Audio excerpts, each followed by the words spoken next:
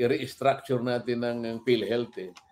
Kasi yung layunin ng batas, yan, nasa layunin na naman tayo eh. Yung layunin ng batas ay i-cover, susuriin natin mabuti yan, titingnan natin kung ano yung pananagutan ng mga tao, ay kinakailangan pinag-uusapan natin dito buhay eh. Kamukha yang, bakit hindi ginasta yung 90 billion, Ms. Maharlika, pati yung pagsusoli ng 90 billion sa Treasury, ito ay anomalous ito sapagkat hindi nila ginasta, hindi ko malaman kung ba't hindi nila ginasta, ilan kaya ang dapat na natulungan ito o ilan ang bilang ng namatay. Dapat siguro mag-account tayo para sa ganun ay maasunto lahat ang merong kinalaman nito. Kaya dito mapapatunayan mo uli na yung sinasabi kong oversight function ay napaka-importante. Walang nagbabantay, walang umuusig. Kaya ganyan ang nangyayari. Former Senator De Lima, walang ebidensya laban kay Pangulong Duterte. Ganun lang simple.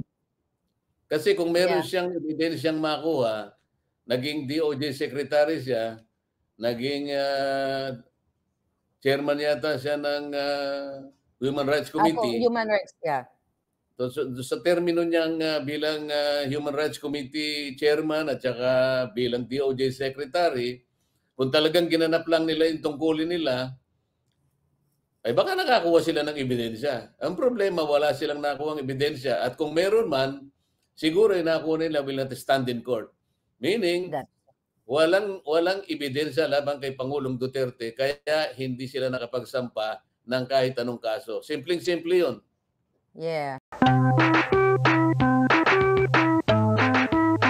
Natin sila mapilit, naintindihan natin yan. Kung mainit at pinag-uusapan ngayon, social media, mainstream media, ang revelasyon ni Colonel Hector Grijaldo, I hope tama yung pagkabanggit ko kung napanood nyo kagabi, doon sa hearing sa Blue Ribbon Committee na kung saan po ay isiniwalat niya na during the Quad hearing ay inimpluwensyahan siya o hinimok siya ni Congressman Dan Fernandez and Congressman Benny Abante para aminin doon sa hearing na yon na yung reward system na in-expose ni Garma at iba pang mga resource person doon ay there's such thing na may nag-i-exist sa Davao o sa Pilipinas na inuutusan ng Pangulong Duterte na mag-execute ng isang tao at babayaran o re-rewardan. So, in-expose po ni Colonel Hector kahapon na talagang pinilit o inudyokan siya. Kaya nga sabi ni Pangulo doon ay kakasuhan niya ng subornation of perjury. So, nakakagimbal po yun kung na may dalawa tayong lingkod bayan supposedly, kongresista na pinipilit o talagang inuutusan pulis pa ito for 30 years in service na ito, na lingkod bayan din. Kung narinig nyo po, napanood nyo, ano yung sentimiento nyo at ano ang maibibigay nyong info dyan para sa taong bayan? Sana hindi totoo yun, Ms. Maharlika. Kasi kung totoo yun, ay napakaseryosong akusasyon yun, ay dapat maimbestigan din. Kasi unang-una, hindi naman dapat mangyari yung ganon. Kaya nga sila gumagawa ng investigasyon. Kahit na nga ako ay ayaw na nga sumama dyan sapagkat hindi ko nga makita yung direksyon at yung mga tuntunin na hindi na nakabase sa tinatawag nating mga due process. At maski na sa aming mga nakalatag na tuntunin ay marami na rin hindi natutupad eh. At ngayon, nagkaroon ng akusasyon ngayon tungkol sa bagay na yan.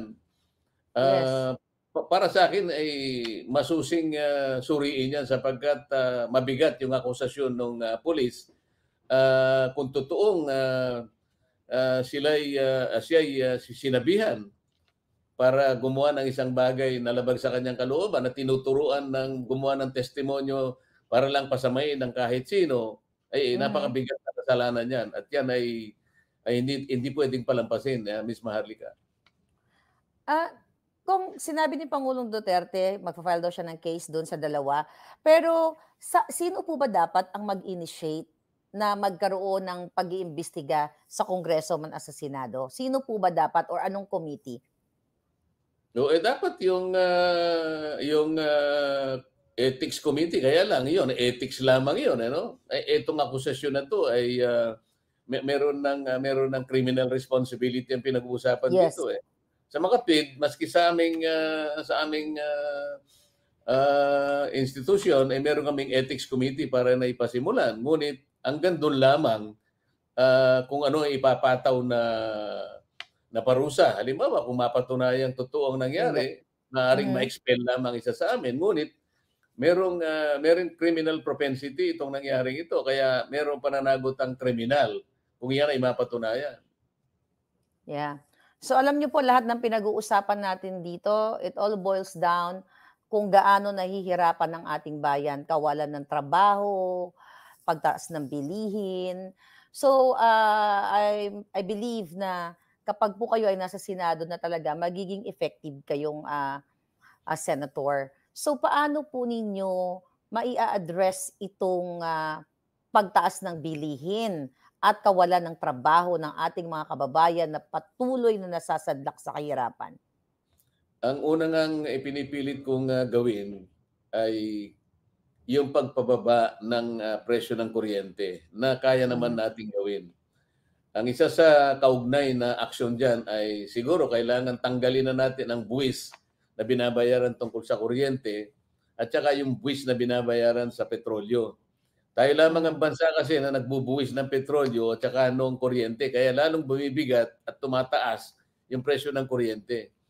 Ang gawin na lang natin, kinakailangan ang Department of Finance gumawa ng ibang paraan kung saan niya kukunin ang buwis, hindi dun sa mismong kuryente na dito ay nakapagpapalala ng bigat ng mga gastusin ng mga consumers, lalong-lalo na itong mga kababayan nating mga residente. Mabuti na lang kung nasa siguro yung sektor ng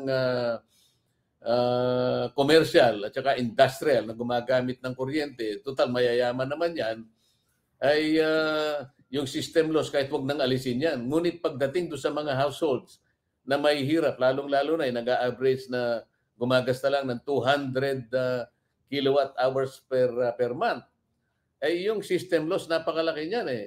Lalong-lalo Mhm. na sa probinsya, yung mga electric cooperatives, ang system loss is 14% of their bill. Eh dito naman sa Maynila, sa Meralco, mga 9% 'yan eh. Ang laki ng system loss kung ang pag-uusapan ay yung total na pagbayad mo sa presyo ng kuryente. Pag naibaba natin 'yan at engganyo 'yan ng maraming mga mangangalakal, mga negosyante na Mhm. magtayo sila ng mga tanggapan at mga factories dito sa ating bansa, ay nakikita ko diyan ang mage-generate na trabaho ay talagang maramihan. At pagkatapos na ma-generate ang maraming trabaho, eh siyempre magiginhawaan yung ating mga pamilya sapagkat meron na silang mapagkukunan. Bagkus pa bukod pa dun sa maraming mga produkto at mga serbisyong maki-create. Kasi po 'pag pinababa natin ang kuryente, yung pong production cost ng isang kumpanya ay talagang bababa. Siguro kung hindi man kalahati kasi ang production cost na manggagaling sa kuryente masyadong malaki 'yan. At kapag naengganyo nga po siya at naengganyo Mhm. siyang magtayo ng maraming kumpanya diyan, diyan pa lang tayo makikinabang. Pagka po nawala yung presyo ay yung mga tinatawag nating buwis sa petrolyo at saka yung sa kuryente, yung banner inflation na tinatawag na nanggagaling po sa pagkain at saka diyan sa petrolyo, yan ang bababa. Yan po yung mahirap kontrolin eh. Yung pong core inflation, dalawa po kasi ang inflation natin, yung core inflation at saka yung banner. Yung banner po, yun ang nanggagaling sa pagsirit po ng presyo ng pangunahing bilihin. Kasama na dyan ang pagkain. Kaya po Okay. kapag yan ay na-address natin, unti-unti po nating maibababa ang inflation sa ating bansa. Kasi ang mangyayari po niyan, yung manufacturing sector ang mismong lalakas. Ngayon po kasi ang manufacturing sector mahina po eh. Ang ating ekonomiya ngayon is consumption driven. Sapagkat puro ayuda po eh. Walang Mhm. katapat na production. paano ka magpo-produce? Kailangan po gumiling yung makinarya ng ating manufacturing. Kapag ito po'y production-driven, diyan lang po giginhawa ang buhay ng ating mga kababayan sapagkat mapapayabong natin ang economy natin. Unti-unti po natin gagawin, pero yun po yung direksyon na dapat nating tahakin. Bantayan po natin yan. Yes. Kung habang nahihirapan ang ating mga Pilipino, kawalan ng trabaho, mahal ang bilihin, at patuloy ang pagtaas ng crime, marami po mga nakikidnap ngayon, mga nawala. Recently, meron pong US citizen na nakidnap dyan sa Mindanao, and I don't think kung na-capture na ba yung kumidnap sa kanya.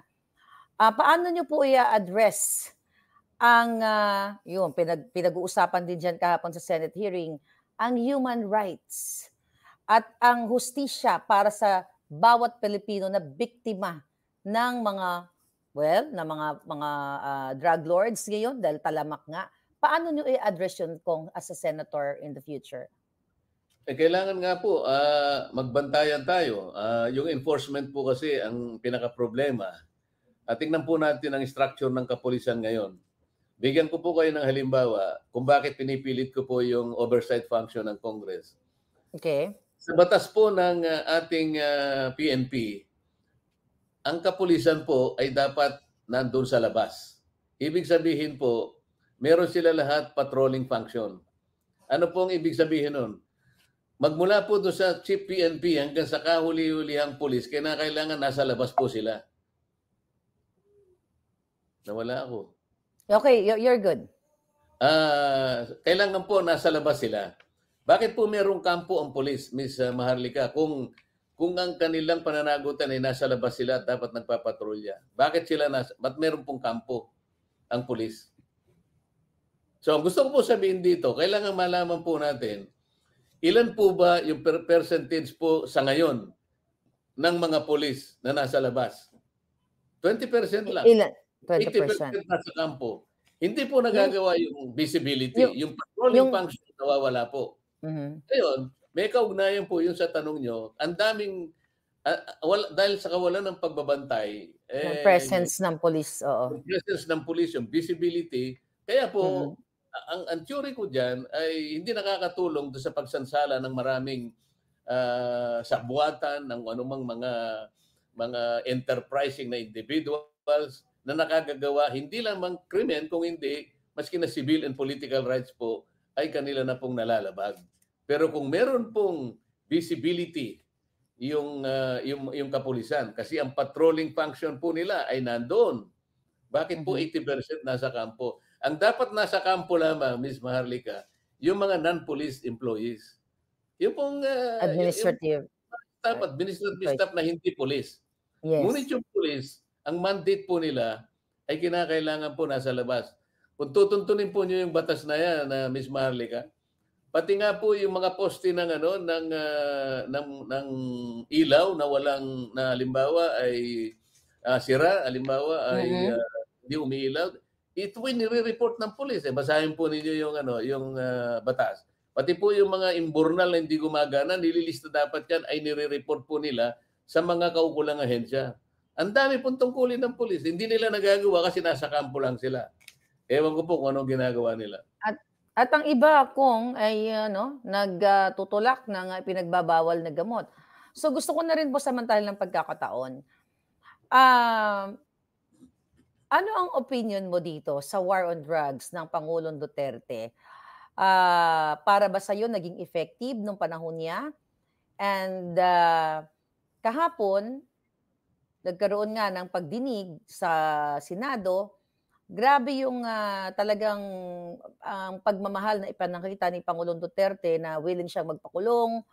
Ang sabi niya ay sasagutin niya lahat kung ano man yung kaso na ibabato sa kanya or ifa-file sa kanya regarding dito sa failure based dun sa mga nag-aakusa na failure ang kanyang war on drugs. Ano sa tingin mo? Ano ba? Naging successful bang war on drugs si Pangulong Duterte? And number 2, ano yung opinion dun sa hearing kahapon na naganap kung napanood po ninyo? Una sa tanong mo kung successful, Ako ang parametro o yung batayan kung bakit masasabi kong successful yan ay yung mga taong nakakausap ko. Sapagkat Okay. meron kaming constituent function na Miss Maharlika eh. Mhm. Sa mga pagpunta ko sa aking mga constituents kasi party list kami, nationwide kami, nagtatanong din ako. At karamihan, masasabi kong marami sa kanila ang nagsabi na pabor sa kanila yung war on drugs ng ating Pangulo. Sapagkat nakapagbigay sa kanila ng katahimikan, yung mga kinatatakutan nila ay nawala, yung pagnanakaw sa lugar nila ay hindi man ganap Hmm, na nawala, ngunit medyo significantly na na-reduce. okey. Yung pagpunta nila sa mga lugar na hindi nila kilala ay meron na silang mga pagtitiwala na walang mangyayari sa kanila. Maraming ganitong mga positive na kanilang mga testimonials. Nakita ko kapag yan ay kinalap mo, yung kanilang composite na testimony na yon, masasabi ko na naging matagumpay yung programa ng Pangulo tungkol sa pagbaka sa droga. At Mhm, naging basehan din yan ng report ng PNP na dahil diyan pati yung crime rates ay medyo bumaba ng very, mhm, very significant. So, yun ang mhm, aking pinagbabatayan na mga pamantayan na masasabi ko na mukhang naging maganda yung naging kapaki-pakinabang sa pangkalahatang mamamayang Pilipino. Maaaring merong ano yan, merong downside din yan sapagkat yeah, wala namang perpektong ano, wala namang perpektong mekanismo para sugpuin mo ang droga, eh. Ngunit mhm, kagaya nga nung narinig kong sinabi ng pangulo sa kanyang former president sa mhm, kanyang pagpunta diyan sa Senado, hindi kanya perfect ito sapagkat lahat naman ay merong downside. Sa lahat ng gagawin mo, merong negatibo. Ngunit sa kanyang palagay, yung negatibo ay na-outweigh nung positibong impact ng kanyang programa. At nasabi nga niya, bakit ninyo inuusig itong mga pulis na ito samantalang mhm, ako I take legal full responsibility on all this. mhm, Ang ibig niya sabihin, kung sa tingin ninyo yung aking ginawa bilang pangulo sapagkat bilang pangulo, meron akong responsibility, meron akong pananagutan na pangalagaan ko yung mamamayan. Ito yung sinumpaan kong tungkulin. Yun ang gusto niyang ipahayag sa atin, eh. yes. Sumumpa ako na gagawin ko yung makabubuti sa ating mamamayan. At yun ang aking inakala na mabuti sapagkat nakikita ko na sasama ng sasama yung ating bansa kapag hindi ko napigil o nasawata itong menace na to ng ating lipunan. So para sa kanya at para sa amin at sa atin naman nung panahon na yon sapagkat siya yung kinilala nating pangulo ay ang kanyang war on drugs is a legitimate program to address what he believed is the most potent machinery in order to eradicate, if not totally eradicate itong problema sa Ayun, ating ayan. Ulit, lipunan. Ngunit I hope makikita hindi ang naman ating magtatagumpay yung oo, programa na yun. naputol kayo kanina mga 40 seconds po. So ayun, going back po, yung sabi mo para ayun, you talk about Pangulong Duterte doon na, he will take full responsibility sa Oo, action na ginawa, sinabi niya, policy na I will take full legal responsibility. responsibility. Ibig sabihin, kung susukatin ninyo yung ginawa kong programa, halimbawa, na pinanagutan naman natin yun, yung buong pamahalaan, pati nga yung Kongreso at saka yung Supreme Court nung panahon na yun, wala namang isinampang kaso laban sa akin. Ibig sabihin, pinanagutan ko na ito ay isang legitimate government function dahil sa aking paniwala na ito yung nararapat na gawin at ito ang nalalaman Mhm, kong paraan para isalba natin ang ating bansa. Wala namang kaso kanyang bumangon. Parang yun ang gusto niya sabihin. mhm, Bakit ngayon, bakit ngayon ay bakit ngayon sinisita niyo ako at yung mga pulis? Ba't Yes. ngayon nagkaroon kayo, why is it that there is a belated, uh, anong tawag natin diyan, isang napaghatol na hindi niyo ako hinatulan nung ako'y presidente, pagkatapos ngayon kayo hahatol. Parang it's too late in the day. Ngayon, kung inaakala ninyo na nagkulang ako, sapagkat wala namang perpektong programa talaga, maliban na lang sa pag-aakala ko na ito'y legitimate at nararapat lang, ako, I Mhm. take full responsibility. Wag na ninyong birahin yung mga polis. Ako na lang ang birahin nyo. Ako na lang ang usigin nyo. Pero sa sinabi niya ngayon, usigin nyo ako. Ay, paano nilang uusigin ng Pangulo? Yeah. So, kung si Senator Jinggoy Estrada ay tinanong si dating DOJ Secretary De Lima na bakit hindi nga sila nag-file ng kaso during Noynoy time, which is, isa siya sa may highest position as a cabinet secretary. Bilang abogado po, ano yung sa tingin mo na kailangan malaman ng taong bayan yung pagsagot ni De Lima dun sa tanong ni Senator Estrada na bakit wala kayong final na case? Ang sagot ni De Lima, kasi walang gustong mag-stand na witness, walang makuhang ebidensya, pero may testimonya, maraming nagtitestimonya, pero ayaw mag-stand. As a lawyer, is that valid? Na nag-aakusa itong si De Lima at iba pa niya, sila Antiveros, pinapalabas sa mainstream media, international, na ang Pangulong Duterte ay maraming ginurgor, at ganito, at ganyan. Then, narinig namin kahapon sa hearing na walang gustong mag-stand na any witness, kahit isang witness. Ang gusto lamang sabihin ni former Senator De Lima, walang ebidensya laban kay Pangulong Duterte. That's Ganun lang true. simple. Kasi kung meron Yeah. siyang ebidensyang makuha, naging DOJ secretary siya, naging chairman yata siya ng Human Rights Committee. Human rights, yeah. So, sa termino niyang bilang Human Rights Committee chairman at saka bilang DOJ secretary, kung talagang ginanap lang nila yung tungkulin nila, ay baka nakakuha sila ng ebidensya. Ang problema, wala silang nakuha ng ebidensya. At kung meron man, siguro yung nakuha nila will not stand in court. Meaning, walang ebidensya laban kay Pangulong Duterte, kaya hindi sila nakapagsampa ng kahit anong kaso. Simpleng-simple yun. Yes. Yeah. Ayan, may mga ilang minuto pa tayo natitira, no? Kung doon sa hearing kasi kahapon, ipinamalas ni Pangulong Duterte kung gaano niya kamahal ang mga OFW natin, ang mga Pilipino nasa labas ng bansa na nagpapakahirap, na nagre-remit, nagpapadala ng remittance para sa kanilang mga anak, pamilya, para magkaroon ng magandang bukas. Then, dahil sa epekto ng ipinagbabawal na, droga, ay nasisira ang kanilang kabuhayan. Yun yung giniit ni Pangulong Duterte kung bakit ganun yung approach niya sa war on drugs. Dahil concern siya sa amin, mga nasa labas ng bansa at mga OFW. At na-appreciate namin yon.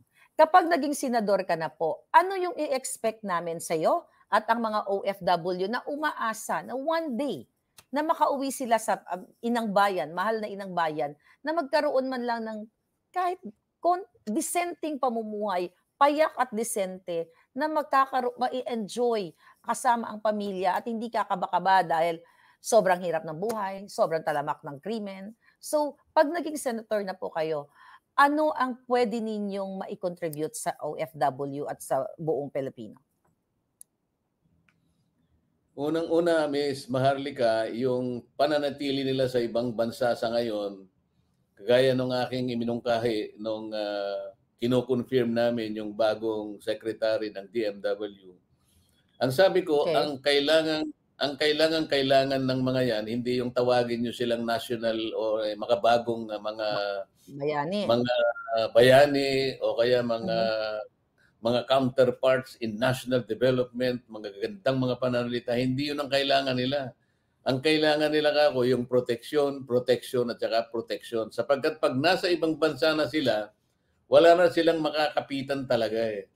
Ngayon, kapag hindi kayo nagdagdag o naglagay ng mga abogado natutulong sa kanila, kagaya ng nung tinanong ko sila, ilan ang mga abogado ka kung tumutulong sa mga OFWs natin? Ang sinabi nila, 2 law offices lang. Sabi ko, hindi naman po Wow. pwede yan. Sa Kingdom of Saudi Arabia lang, na 100,000 na ang mga may problema sa hurub na hurub pa lang. Hindi ka po pwede yan. Kinakailangan mag-hire kayo ng mga abogado talaga na siguro sa local na lang na nakakaintindi ng mga batas nila at yung Mhm. sistema ng kanilang legal environment diyan. Hindi po pwede na dito manggagaling sapagkat ang manggagaling dito nag-i-interpret lang ng Islamic laws pero hindi sila kako practitioners. So higit na makatutulong ka kapag ikaw mismo ay dinagdagan mo. Meron naman kayong budget na 2.8 billion eh. Anong gagawin mo diyan? Ang ginagawa mo rito ay pagka merong na-harass o anong tawag din sa pagka merong napagsamantalahan o kung ano man ang nangyari na kababayan nating OFW, ang unang default nila pinauuwi nila eh. Hindi ka ako maganda yon. Sapagkat Mhm. hindi mo pwede i-prosecute, maaaring walang kasalanan yung ating OFW eh. Kinakailangan ilaban mo muna yon.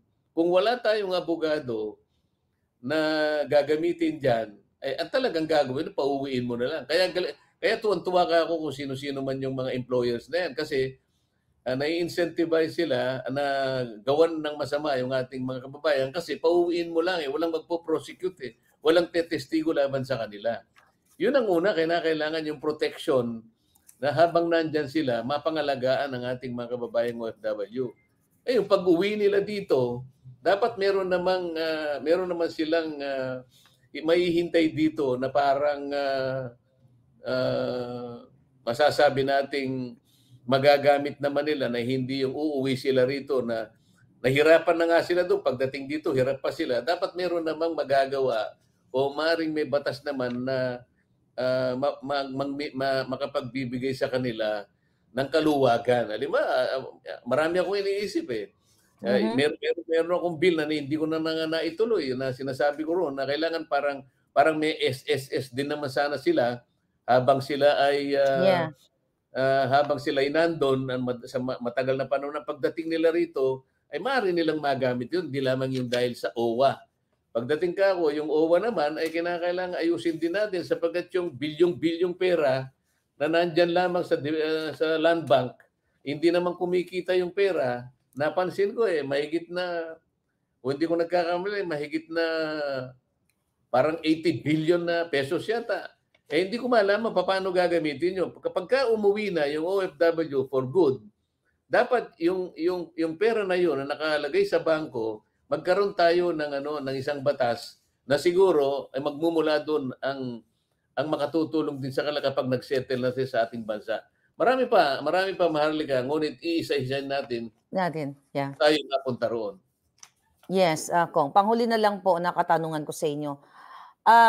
Ito po patuloy na nararanasan ng ating mga kababayan sa usaping healthcare. Yung mga kababayan nating kawawa, walang pera, tinatanggihan kapag nasa ospital. Kumbaga, dying na 50-50 ay tinatanggihan sa mga ospital. Talagang kawawa po, Kong, yung ating mga Pilipino. Anong magagawa nyo pag nasa Senate na kayo sa problemang ito? At ano yung take mo dito? Sa kabila ng kahirapan ng ating mga kababayan na hindi tinatanggap sa mga hospitals dahil walang pera, then yung 90 billion na budget from the PhilHealth ay dinownload sa national government. What is your take on that? Alam mo, dapat siguro ay i-restructure natin ng PhilHealth eh. Kasi yung layunin ng batas, yan, nasa layunin na naman tayo eh. Yung Yeah. layunin ng batas ay i-cover yung lahat ng mamamayan na.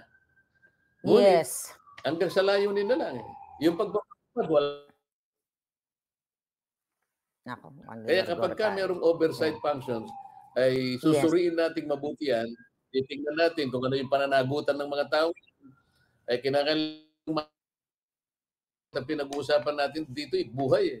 Kamukha yang, Yeah. bakit hindi ginasta yung 90 billion ay